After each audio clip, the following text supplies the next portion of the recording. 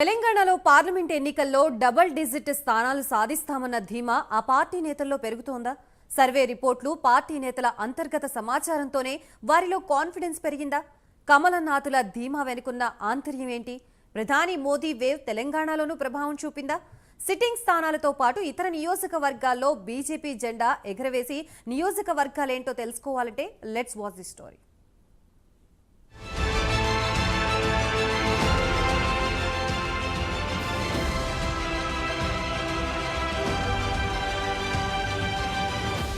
తెలంగాణలో పార్లమెంట్ ఎన్నికలు ముగిశాయి. కానీ ఇప్పుడు ప్రధాన రాజకీయ పార్టీల నేతలు ఎవ్వరి అంచనాలు వారు వేసుకుంటూ బిజీగా గడుపుతున్నారు. తెలంగాణ రాష్ట్రంపై ముందు నుంచే ప్రత్యేక దృష్టి పెట్టిన బీజేపీ అదే స్థాయిలో పార్లమెంట్ ఎన్నికల్లో ప్రచారం చేసింది. ఎన్నికలకు ముందు నుంచి పార్లమెంట్ పట్ల పాజిటివ్ ప్రచారాన్ని విస్తృతంగా ప్రజల్లోకి తీసుకెళ్లింది. దానికి తగ్గట్టుగానే బీజేపీ అగ్ర నాయకత్వం రాష్ట్రంలో పూర్తి స్థాయిలో ప్రచారం చేయడం ప్రయోజనం చేకూరుతుందని పార్టీ నేతలు చెబుతున్నారు. ఇక అంతేకాకుండా అసెంబ్లీ ఎన్నికల్లో కాంగ్రెస్, బీఆర్ఎస్ కు ఓట్లు వేసిన ప్రజలు పార్లమెంట్ ఎన్నికల్లో బీజేపీకే వేశామని చెప్పారని బీజేపీ శ్రేణులు చెప్పారు. మరోవైపు హైదరాబాద్ చుట్టుపక్కల ప్రాంతాలు, ఇతర పట్టణ ప్రాంతాల్లోని మధ్యతరగతి, వ్యాపార వర్గాలు, ఉత్తరాది ఇతర ప్రాంతాలకు చెందిన ప్రజలు కమలం వైపు మొగ్గు చూపినట్లుగా తెలిసిందని బీజేపీ నేతలు తెలిపారు.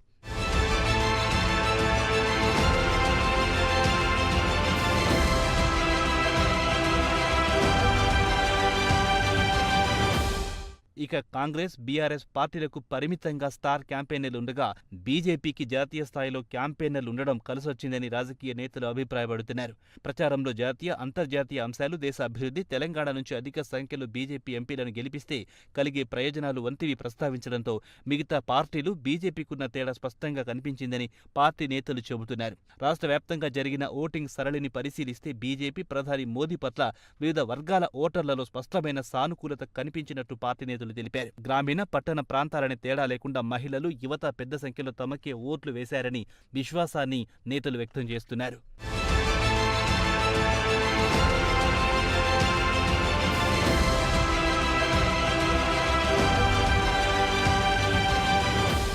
తెలంగాణలో బీజేపీ నేతలు ముందు నుంచే డబుల్ డిజిట్ సాధిస్తామంటూ ధీమా వ్యక్తం చేస్తున్నారు. ఎన్నికల ముందు 10 సీట్లు గెలుస్తామని చెప్పిన బీజేపీ రాష్ట్ర అధ్యక్షుడు కిషన్ రెడ్డి ఓటర్ల నుంచి అంచనాలకు మించి వస్తున్న స్పందన చూస్తుంటే 12 స్థానాలు గెలిచినా ఆశ్చర్యపోనవసరం లేదని ఇప్పుడు చెబుతున్నారు. ఇక సిట్టింగ్ 4 స్థానాలు సికింద్రాబాద్, కరీంనగర్, ఆదిలాబాద్, నిజామాబాద్లను నిలబెట్టుకుంటామని, వాటితో పాటు మల్కాజ్గిరి, మహబూబ్ నగర్, చేవెళ్ల, జహీరాబాద్, భువనగిరి, వరంగల్, నాగర్ కర్నూల్, మెదక్, పెద్దపల్లి స్థానాల్లో 6 సీట్లు గెలిచే అవకాశాలున్నాయని బీజేపీ నేతలు అంచనా వేస్తున్నారు.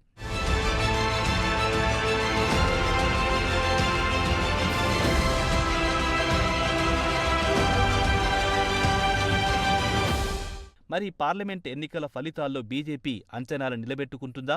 నిజంగా ప్రజలు బీజేపీ వైపు మొగ్గు చూపారా? తెలంగాణలో బీజేపీ నిజంగా డబుల్ డిజిట్ సాధించి చరిత్ర సృష్టిస్తుందా? అనుకున్న దానికన్నా ఎక్కువ సీట్లు కైవసం చేసుకుంటామంటున్న బీజేపీ నేతల మాటలు ఎంతవరకు నిజమవుతాయో తెలియాలంటే జూన్ 4 వరకు వేచి చూడాల్సిందే.